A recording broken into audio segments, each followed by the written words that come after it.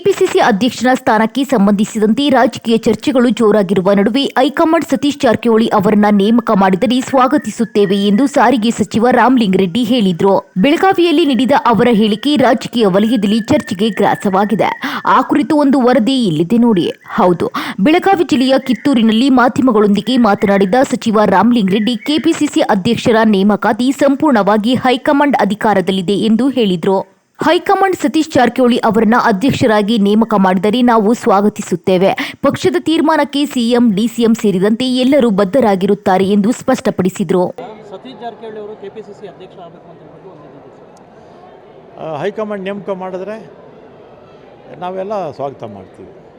ಇನ್ನು ಉಪಚುನಾವಣೆ ಕುರಿತು ಮಾತನಾಡಿದ ಅವರು 2 ಕ್ಷೇತ್ರಗಳಲ್ಲಿ ಕಾಂಗ್ರೆಸ್ ಗೆಲುವು ಸಾಧಿಸುತ್ತದೆ ಎಂಬ ವಿಶ್ವಾಸ ವ್ಯಕ್ತಪಡಿಸಿದರು. ದಾವಣಗೆರೆಯಲ್ಲಿ ಸ್ವಲ್ಪ ಅಸಮಾಧಾನ ಇದ್ದರೂ ಅದನ್ನು ಹೈಕಮಾಂಡ್ ಬಗೆಹರಿಸಲಿದೆ ಎಂದರು.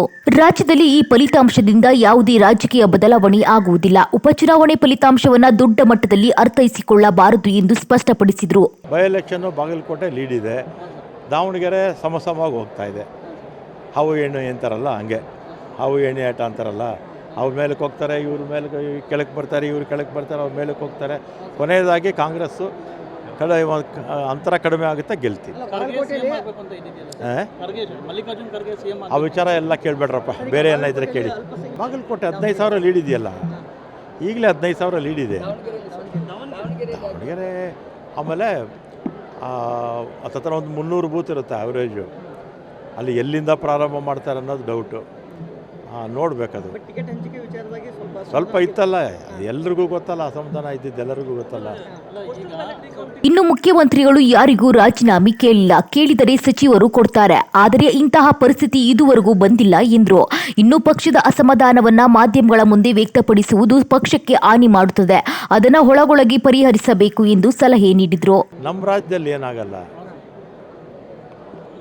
ನಮ್ಮದು ಹೈಕಮಾಂಡು ಏನು ತೀರ್ಮಾನ ಮಾಡ್ತಾರೆ ಅದಕ್ಕೆ ಸಿದ್ದರಾಮಯ್ಯನವರು, ಶಿವಕುಮಾರ್ ಅವರು ಎಲ್ಲರೂ ಕೂಡ ಬದ್ಧರಾಗಿರ್ತಾರೆ. ಶಿವಕುಮಾರ್ ಅವರು ಈ ಸರಿ ಬಂದಾಗ ನೀವೇ ಅವ್ರನ್ನ ಕೇಳಬೇಕು. ಇಲ್ಲಪ್ಪ, ನಮಗೆ ಗೊತ್ತಿಲ್ಲ. 15 ಜನ ಏನೋ ರಾಜೀನಾಮೆ ಕೊಡ್ತಾರೆ ಸಚಿವರು ಅಂತ ಹೇಳ್ಬಿಟ್ಟು ಸಂಪುಟ ವಿಸ್ತರಣೆ ಆಗುತ್ತಾ ಅಥವಾ ಪುನರ್? ಈಗ ಮುಖ್ಯಮಂತ್ರಿಗಳು ಆ ರೀತಿ ಕೇಳಿದಾಗ ಕೊಡ್ತಾರೆ. ಮುಖ್ಯಮಂತ್ರಿಗಳು ಕೇಳಿಲ್ಲ ಯಾರಿಗೂ, ರಾಜೀನಾಮೆ ಕೊಡೋ ಪ್ರಶ್ನೆ ಉದ್ಭವ ಆಗಲ್ಲ. ಕೇಳಿದಂಥ ಸಂದರ್ಭದಲ್ಲಿ ಕೊಡಬೇಕಾಗುತ್ತೆ. ಹೈಕಮಾಂಡ್ ಇಷ್ಟೊಂದು ಗಂಭೀರ, ಸಾಕಷ್ಟು ಅನುಭವ ಇರ್ತಕ್ಕಂಥವ್ರು ಅಲ್ವಾ, ಅವರು ಅವ್ರವ್ರ ಜವಾಬ್ದಾರಿಗಳನ್ನು, ಶಾಸಕರು ಇರ್ಬೋದು ಅಥವಾ ಮಿನಿಸ್ಟ್ರೀಸ್ ಇರ್ಬೋದು, ನಾವು ಅರ್ಥಕೋಬೇಕು. ಮಾಧ್ಯಮಗಳು ಹೋಗಬಾರ್ದು ಅನ್ನೋದು, ಮಾಧ್ಯಮಗಳು ಹೋದರೆ ಪಕ್ಷಕ್ಕೆ ಡ್ಯಾಮೇಜ್ ಆಗುತ್ತೆ ಅಂತ ನಾವು ತಿಳ್ಕೋಬೇಕು.